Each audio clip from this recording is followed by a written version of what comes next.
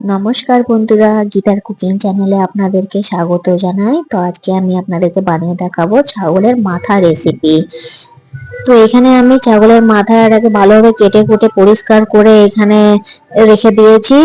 দেখুন পরিষ্কার করে ভালোভাবে মিডিয়াম সাইজের সব কাটা হয়ে গেছে। এরপর চাপিয়ে দেবো কড়াইয়ে দিয়ে দিলাম ফোড়নে জিরে, তেজপাতা আর কেটে রাখা পেঁয়াজ। এখানে আমি দুটো বড় সাইজের পেঁয়াজ নিয়েছি। এবারে পেঁয়াজটাকে ভালোভাবে আমি ভেজে নিলাম। এরপর পেঁয়াজটা দেখুন হালকা নরম হয়ে গেছে। নরম হওয়ার পর এবারে দিয়ে দেবো এখানে মাংসগুলো। পেঁয়াজ আর মাংস একসাথে এবারে ভালোভাবে মিক্স করে নেবো। ভালোভাবে নাড়িয়ে চাড়িয়ে যতক্ষণ না এখানে মাংসের মধ্যে যে কাঁচা জল বার হয় সেই জলটা বার হয়ে যাবে ততক্ষণ একটু নাড়তে চাড়তে থাকলাম। এবারে 5 মিনিটের মতো ঢাকা দিয়ে দিলাম। 5 মিনিট হয়ে যাবার পর এখানে দিয়ে দেবো 1.5 চামচ মতো নুন, 2 চামচ হলুদ গুঁড়ো,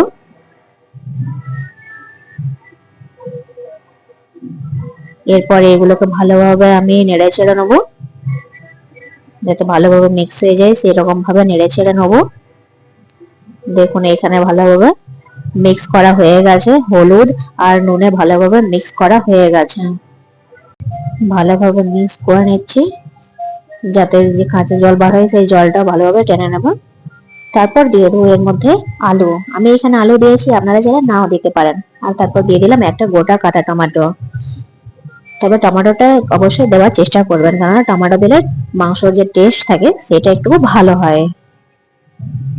তো এখানে এগুলো ভালোভাবে আমি মিক্স করে নিচ্ছি। টমেটো আলু ভালোভাবে এবারে মিক্স হয়ে গেছে মাংসের মধ্যে। দেখছেন তো মাংসের কালারটা এখানে ভালোই মিক্স হয়ে গেছে। এরপর এর মধ্যে আমি অ্যাড করে দেবো কাশ্মীরি লাল লঙ্কা 2 চামচ,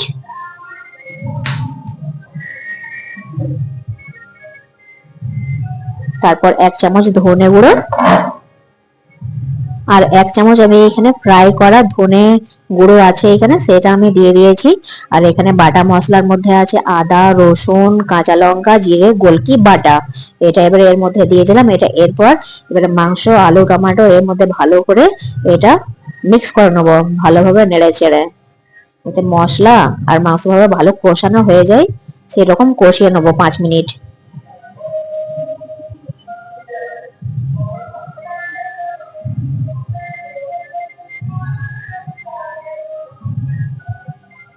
মশলা আর এবারে মাংস ভালো করে কষানো হয়ে গেছে। এরপর দিয়ে দেবো জল, পরিমাণ মতো জল দিয়ে দিলাম। সেদ্ধ হতেও টাইম লাগবে, সেই জন্য জলটা একটু ভালো পরিমাণে দিয়ে দিলাম যাতে সেদ্ধ হয়ে যাবে। এরপর 20 থেকে 25 মিনিট আমি ঢাকা দিয়ে রাখবো যাতে সেদ্ধ হয়ে যাবে তাতে সেই টাইমে। এবার 20 থেকে 25 মিনিট হওয়ার পর এখানে গরম মশলা দিয়ে দিলাম যাতে টেস্ট ভালো একটু আসে।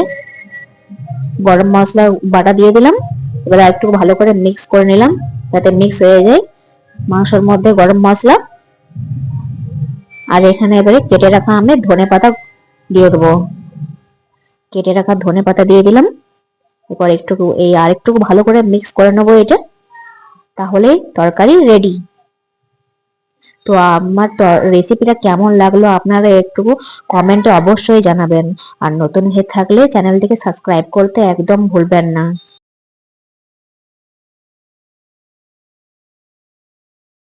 তো এই রকম নিত্য নতুন রেসিপি দেখতে চ্যানেলটিকে সাবস্ক্রাইব করে যান।